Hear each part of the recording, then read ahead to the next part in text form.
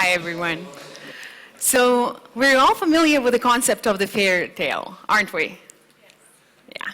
That typically involves some heroes, one or two, that typically involves several characters, that typically has some obstacles, and quite often the dragon.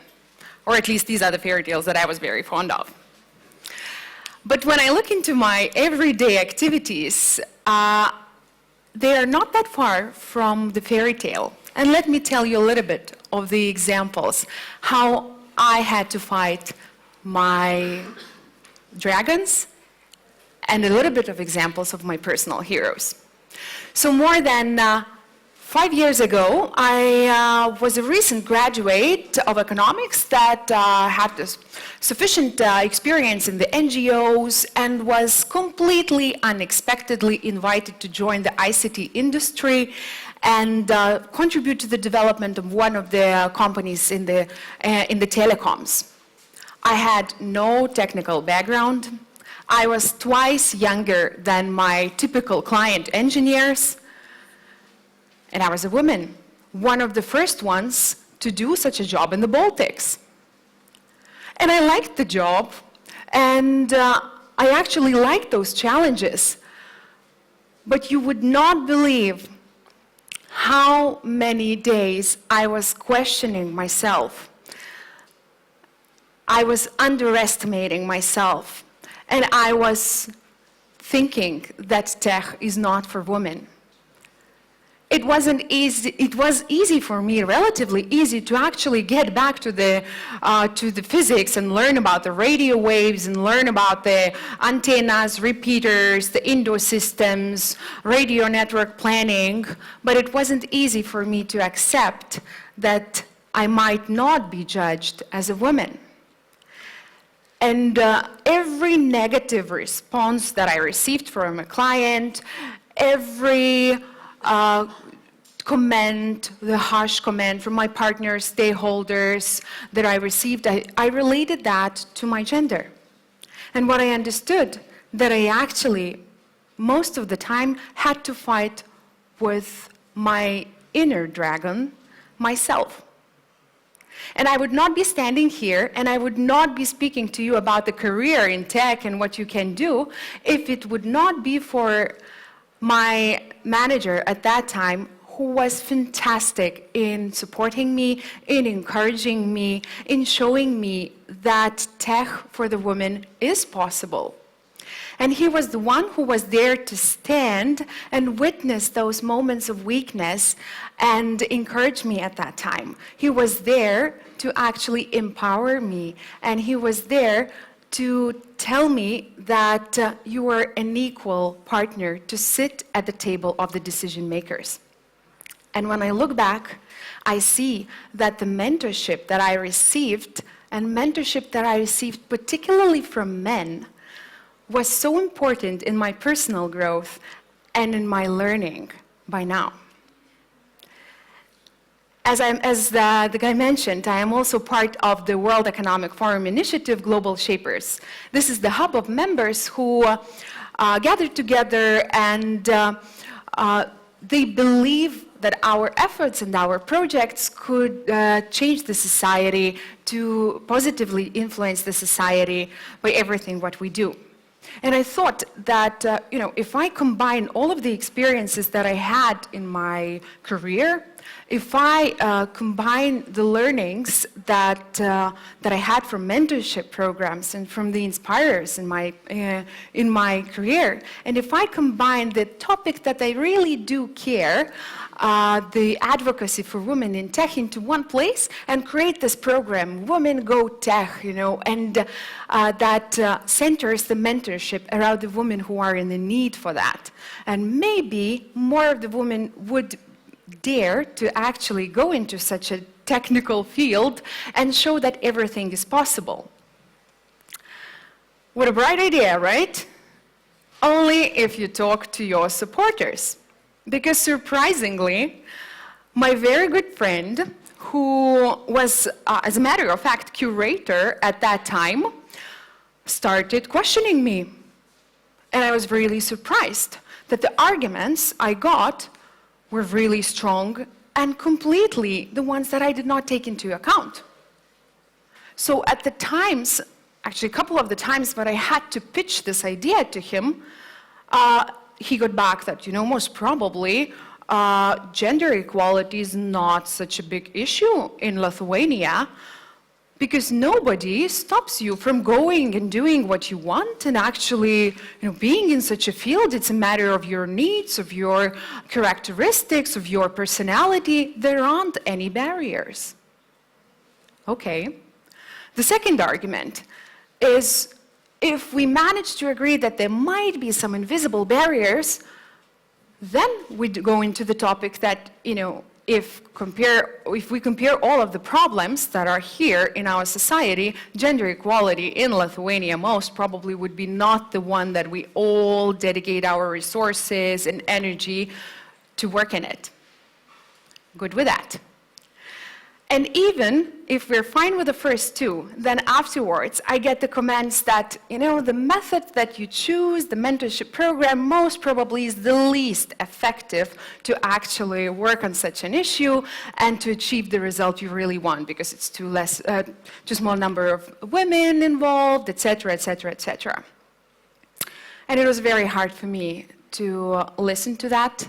It was very difficult for me to continue developing the program, and it was very difficult for me to fight back in some cases, because I was not sure it's the right thing to do, because this is based not too much on this scientific numbers. This is based on my personal experience and the gut feeling, and I don't even know if it's going to be a success. But I took a risk. And today, I can tell you that Women Go Tech program is not only alive. Women Go Tech program is patronized by the President of Lithuania. Women Go Tech program already received 251 applications to 30 spots for the mentees. And Women Go Tech program is supported by the mentors, over 30 mentors who are fantastic professionals in the tech field, both women and men, who deeply believe in this idea. And funny enough, the guy who was always objecting such a thing, with whom I had so many arguments, right now is a big supporter in the topic and posts more videos in the Facebook on women empowerment than I do. But what it taught me, that fairy tales is not always about the butterflies, and sometimes you need to fight not only your inner dragon, but also some that appear on your road. And it would be almost a happy ending if not more oceans to swim across. So gender equality to me is never the topic that we address by only half of the population working with women only. If we have a problem and we involve only half of the stakeholders into providing solution, so how are we going to achieve the result? And to me, it's always strange how these programs are always organized for women, by women, with women, and women only. But I had a very good example that taught me to understand why is this so. Let me tell you a little bit of it. So in Women Go Tech team, I have a co-initiator who is a fantastic guy. He is in his whole spirit, the feminist. He's the one who is inspiring me. He's the one who is supporting the topic. And he was given a task to provide his interview, to give his interview and publish it in Lithuanian media on the men views towards the gender equality and women in tech.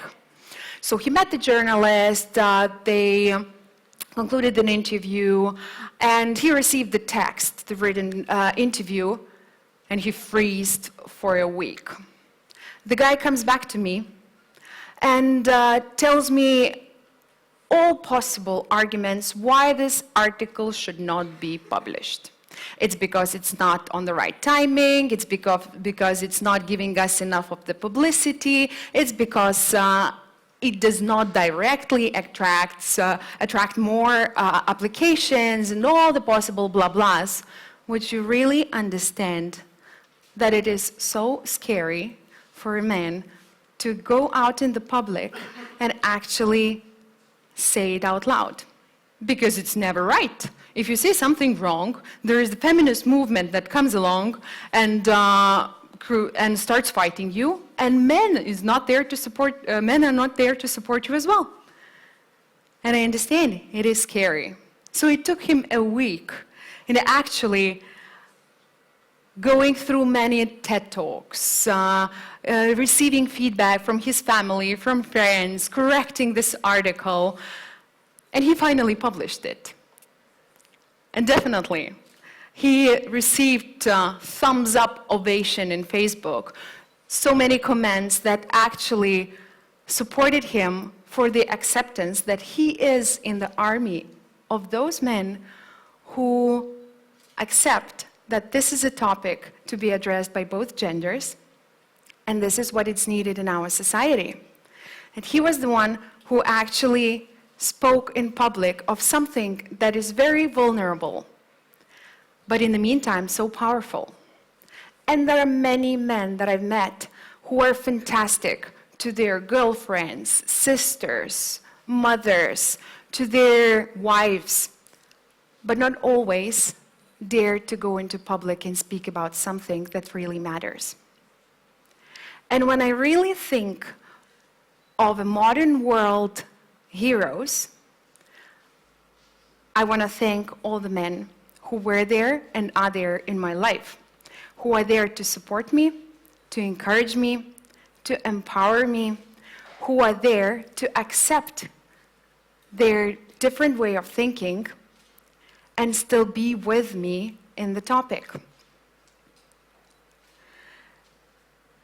And the heroes, the modern life heroes, to me today, are the men who actually notice the perspective and potential of women and encourage them.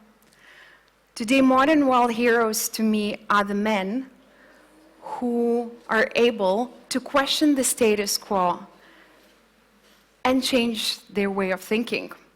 Today, the modern world heroes to me are the men who confront their inner fears and get out into public to support us.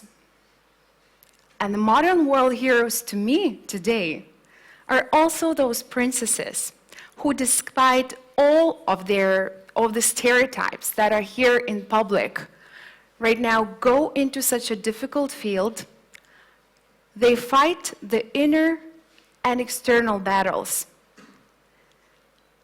to make our society a little bit more tolerant and to ensure that the future for our successors is much brighter, and it is without very visible and very invisible barriers.